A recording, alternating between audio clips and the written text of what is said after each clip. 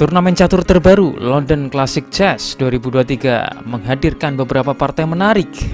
Pada video kali ini saya akan menampilkan ronde ke-9 yang mempertemukan Hans Niemann versus Domaraju Gukesh.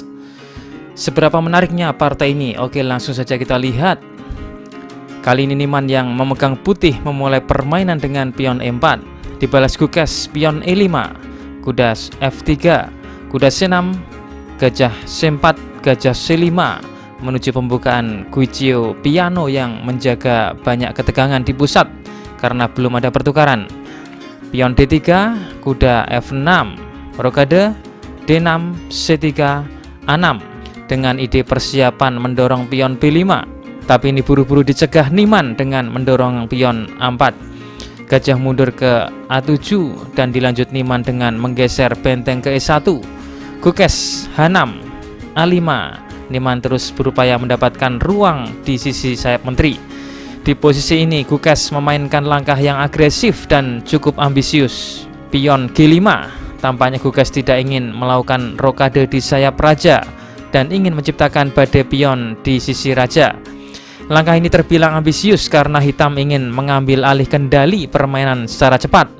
Langkah hitam ini menciptakan kelemahan terutama di peta F5 dan biasanya putih ingin segera menempatkan kudanya di sana. Oke, Niemann melanjutkan gajah E3 dan tanpa basa-basi kembali Gukesh mendorong pion G4 menyerang kuda. Kuda mundur ke D2 dan gajah makan gajah.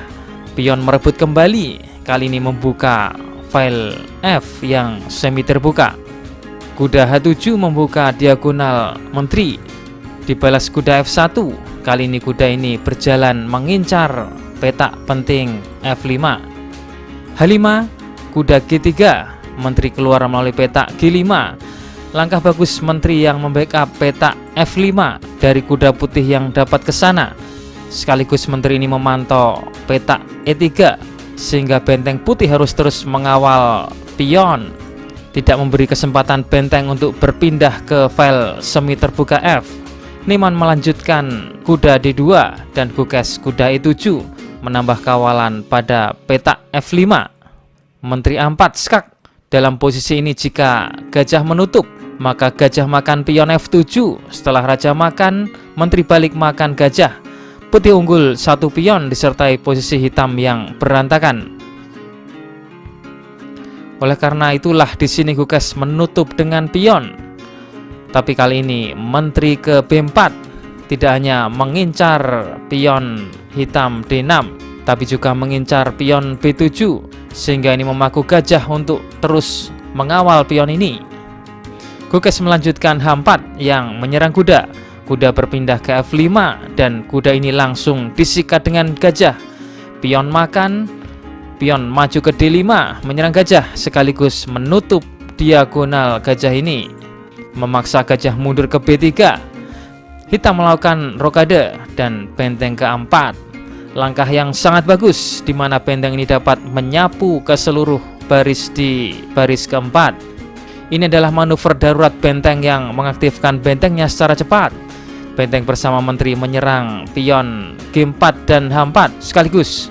Sulit bagi hitam untuk bertahan jika misal hitam mencoba mempertahankan pion dengan kuda ke F6, maka ini menutup menteri dalam melindungi kuda lain sehingga mengakibatkan menteri makan kuda. Oke, kita kembali ke permainan. Gukesh akhirnya memilih langkah pion G3 menyerahkan pion H4 sehingga di sini Niemann menteri makan pion H4. Menteri mengambil, benteng mengambil, pion makan pion H2, benteng memukul F6. Mengapa Gukesh tidak memukul pion gratis ini? Bila kuda makan pion, terlihat mengambil materi pion yang hilang, tapi ini sebenarnya adalah blunder karena setelah E4, pion makan, benteng ini akan masuk ke sayap raja di mana raja hitam terekspos. Setelah benteng A ke E8 misalnya, maka benteng G4 skak. Kuda menutup, maka datang ancaman benteng G ke H4 yang mengancam kuda atau mengancam skakmat. Benar-benar menghancurkan. Oke, kita kembali ke permainan. Di sini setelah F6, putih E4. Idenya adalah mengganggu pion hitam D5 untuk membuka diagonal bagi gajah putih. Benteng F7, niman kuda F3, Gukes benteng G7, niman D4 yang membuka pusat. Di sini Gukes menerimanya dan niman kuda merebut kembali. Sekarang kuda bersiap ke petak kuat E6 dan ini dicegah Gukes dengan kuda ke G5 yang menjaga petak E6. Pion makan pion yang membuka file E. Kuda makan benteng H6. Langkah bagus yang menyerang pion hitam F6. Karena itulah hitam Raja F7 yang bermaksud menjaga pionnya. Raja F1 menghindari dari potensi hitam dorongan pion C5 yang mengganggu kuda. Setelah itu ancaman garpuan dengan kuda ke F3. Hitam melanjutkan benteng A ke G8. Niman memainkan C4 yang mengancam kuda. Kuda mundur ke C7 dan kembali pion maju. Discover skak, kuda kembali memblokir. Gajah makan kuda, pion merebut kembali dan kuda ke E6. Dan di posisi ini memaksa Gukes menyerah. Penyelesaian yang sangat bersih dari Niman sehingga benteng di G7 terjebak tidak dapat bergerak. Apabila kuda makan kuda, maka benteng mengambil. Benteng akan menciptakan ancaman mat dengan memukul pion F6. Apabila benteng hitam makan pion G2, maka setelah benteng skak, maka raja ke G7 dan raja makan benteng, putih menang. Atau jika hitam memilih benteng F8 misalnya, maka benteng makan pion, raja G8, benteng makan benteng, raja makan benteng, benteng ke B6. Benteng ditempatkan dengan sangat baik di B6 yang memaksa benteng hitam terus mengawal pion B7. Benteng putih ini akan menutup di baris ke-6, mencegah raja hitam yang dapat berperan maju ke depan. Dan dengan keunggulan 2 pion, putih akan sangat mudah untuk memenangkan permainan.